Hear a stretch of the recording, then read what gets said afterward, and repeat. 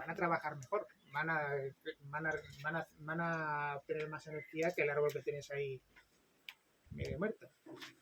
Entonces, bueno, intenta ser con la captación de luz y de agua, pues viendo truquillos de cada vez ser más eficiente, ver qué funciona mejor, ¿no?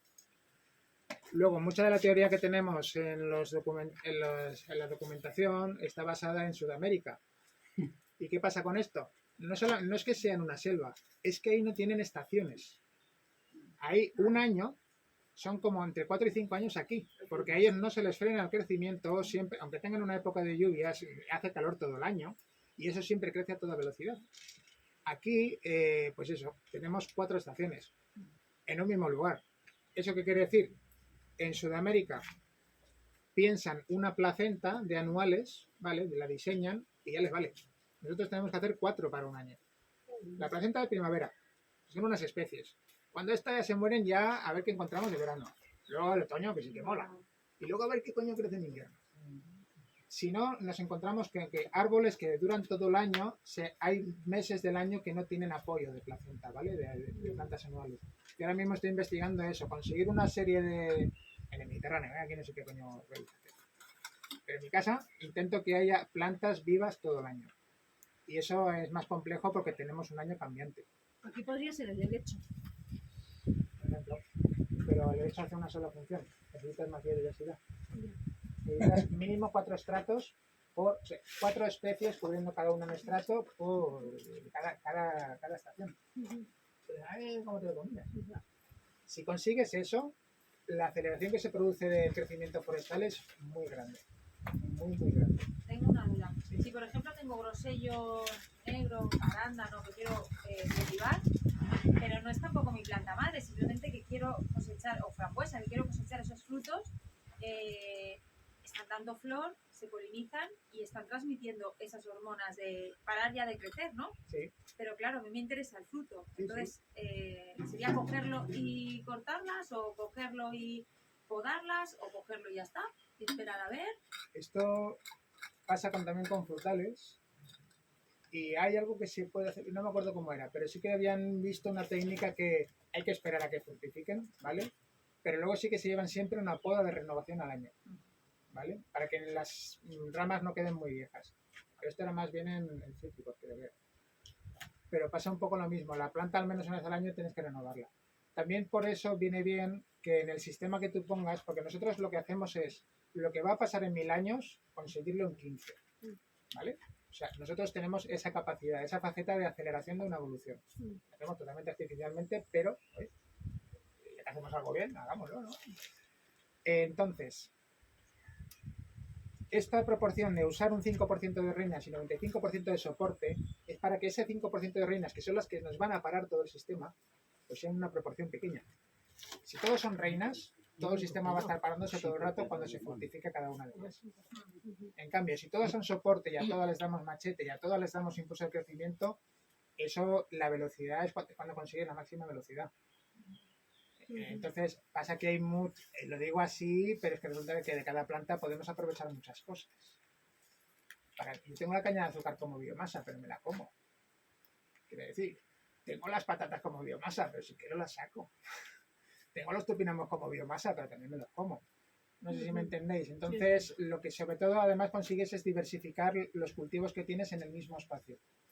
Otra comparativa que se hace con la agricultura convencional es que si en la agricultura convencional se aprovecha el sol en un área, ¿vale? En unos metros cuadrados, en sintropía se aprovecha mucho más sol porque se utiliza la altitud, ¿vale? Así como aquí se aprovechan 100 metros cuadrados de un solo estrato, cuando manejas 4 estratos llegas hasta un 220% de captación de sol. O sea, más del doble de producción en diversos tipos de cultivos. Vas a sacar menos kilos de patata, pero en general de otros productos vas a sacar mucho más en el mismo espacio. O sea, es más productivo por eso, está mejor aprovechado. Esto podemos hacer con césped también, Sí. cortar el césped sin recoger, y entonces utiliza la humedad que hay abajo, que se crece mejor. Sí, normalmente en el césped hay gente que lo recoge, pero hay mucha gente que lo deja en el lugar y eso va alimentando. Yo no lo recojo. ¿No? Yo no. Y sí que el césped, Puede que esté Para que se ponga más... más fuerte. el césped funciona con calor, por ejemplo. Con frío no se mueve tanto. Otras gramíneas, o sea, estas gramíneas son más de frío. Estas plantitas que vemos así con hojas y las que he estado quitando las flores, no las centeno, otras son de la misma familia que el césped. Pero el césped es una rastrera que está más diseñada a tapar suelo y hacer una red de manera que si hay una lluvia fuerte no se lleve al suelo. Y funciona más en verano. Pero esto ahora me he despistado, realmente no te estoy ¿La contestando. gramínea? ¿Has dicho que es la gramínea? Que si cortar el césped y lo echas, se alimenta el suelo. Sí, sí, claro, claro. No, nunca lo quites.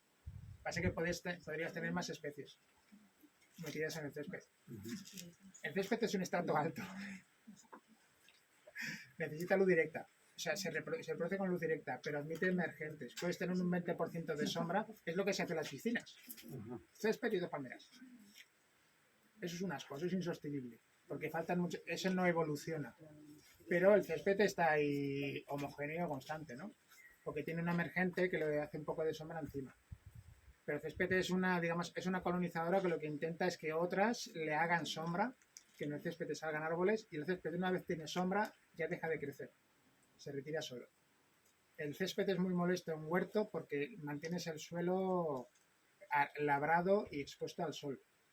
Se tiene la lechuga aquí, pero aquí tiene suelo desnudo. Entonces el césped intenta cubrir esta parte y ya domina.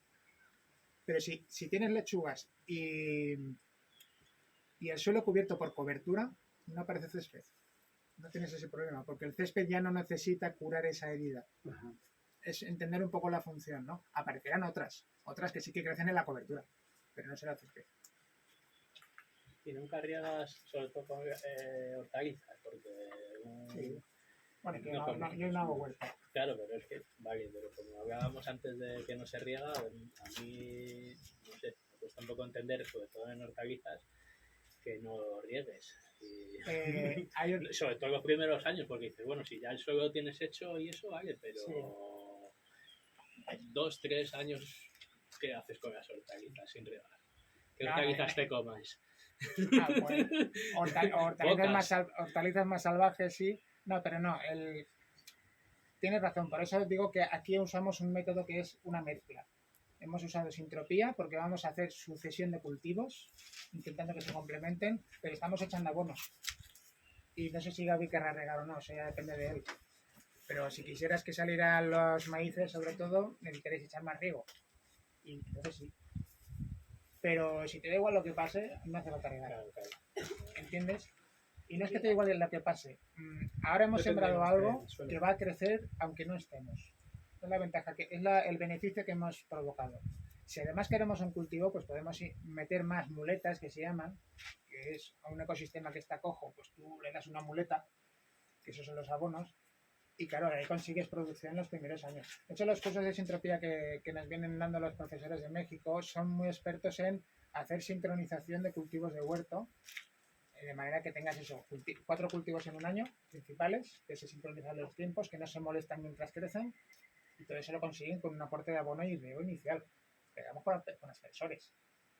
Pero una vez los árboles ahí tenemos como intermedios parras y como para llegar al final árboles, ¿no? Cuando las parras ya empiezan a sombrear un poco el lugar, ya no puedes meter huerto. Mientras crecen las parras has tenido 2-3 años de huerto, con riego y abono.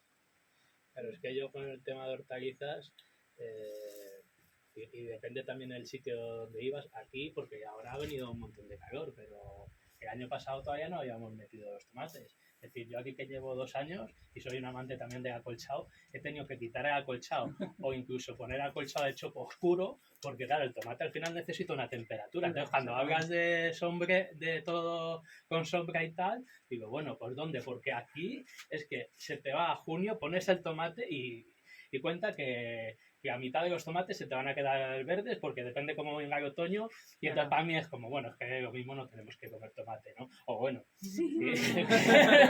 Claro, y ya, bueno, es que decir, hay un montón de cosas que dices, es que no da. Es decir, Ahí es donde cada uno tiene que estudiar. Un ejemplo muy gracioso es es que es así. La misma especie de planta en diferentes lugares ocupa estratos diferentes. En Ibiza la calabaza es un estrato bajo. Se tira debajo de los lentiscos y debajo de los pinos y ahí empieza a fructificar. En Galicia Claro. es alto. Sube por todo, Claro. intentes montar el sol y ahí Aquí también, fructifica. eso solamente. Entonces, claro, no te puedes, tienes que ver cómo funcionan las plantas en cada lugar y entonces simplemente irles a favor. Tú no las estorbes. A ver, en una temporada puedes ver cómo se comportan y qué es lo que buscan. Y hay que combinarlas. Y claro, lo he dicho, hay que adaptarse un poco a cada lugar. Un cubo lo damos la vuelta. Aquí, por lo que veo, es que hay mucho frío durante mucho tiempo, entonces. Claro, es que ya si te vas para Arnerillo para abajo ya cambia completamente. De Arnerillo para acá es que, y bueno, claro, ahora es engañoso porque hace un calor Ya. este mes de mayo. Vamos, yo lo que he visto, no llevo 2 Pero no años es aquí, usual, sí. pero No, pero- vamos, ya te digo que es que el año pasado, claro, al final un tomate necesita 15 grados como mínimo en el suelo. Sí, Entonces, sí, si sí. está sombreado, si está acolchado y tal, y los tomates ahí parados y... no, en Ibiza los hubiéramos Claro. ya Y sin plantado en química, ¿no? febrero. Y sin Claro, química. claro. Porque En con Ibiza se química hubieran plantado ya en invernadero. febrero, marzo. Claro, por eso. Ya se siembran para que cuando venga el calor, un poco más calentito, ya estén bien agarrados y es escalona. Patatas, por ejemplo, la producción de invierno es mala, pero se puede plantar todo el año. Porque tenemos una primavera y un otoño